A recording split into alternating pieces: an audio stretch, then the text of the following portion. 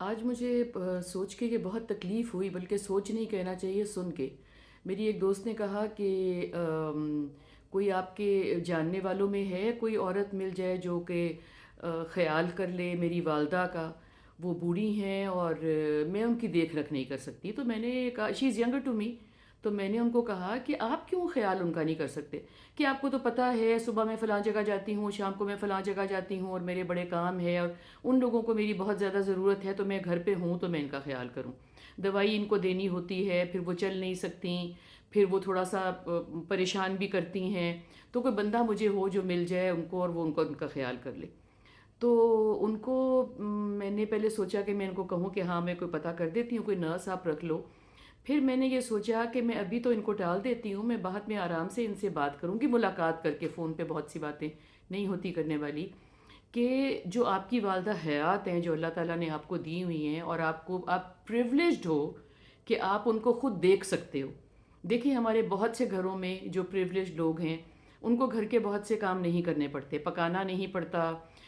روز کی سبزی گوشت نہیں لانا پڑتا، جھاڑو پوچھا نہیں کرنا پڑتا، اور بہت سے ایسے کام ہیں کہ جو ان کو نہیں کرنے پڑتے، دے ہیو ہیلپ۔ مگر اگر وہ اپنے ماں باپ کو بھی نہیں دیکھ سکتے،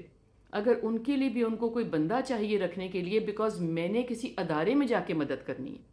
یا میں نے کسی پارٹی میں جا کے وہاں پہ کچھ شو بازی کرنی ہے، اور ان کو میں نے لوگوں کو بتانا ہے کہ ہم اپنے ماں باپ کا بہت زیادہ خیال کر رہے ہیں، بیکاز ہم نے بہت پیسوں والا نرس ان کے لیے رکھی ہوئی ہے، تو یہ بتائیں کہ کتنی بدقسمتی کی بات ہے۔ تو یہ جو ہمارا خیال ہے، بیکاز میں بتاؤں کیا بات ہے، میں بہت مرتبہ یہ سوچتی ہوں کہ آپ دیکھو کہ اللہ تعالیٰ نے قرآن پاک میں بچوں کو حکم دیا ہے کہ ماں باپ کا خیال کریں۔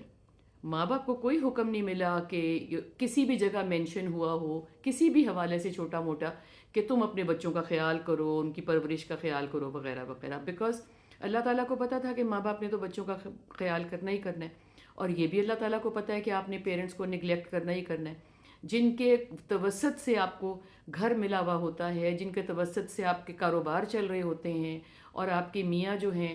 وہ کسی کام پہ بیٹھے ہوئے ہوتے ہیں، اور آپ کے گرینڈ کڈس فالو کر رہے ہوتے ہیں، آپ ہر چیز بھول جاتے ہیں۔ آپ کو صرف یہ ہوتا ہے کہ میں چونکہ جوان ہوں، میرے میں طاقت ہے، میرے میں باہر جانے کی طاقت ہے، اور میرے میں لوگوں میں جانے کی طاقت ہے،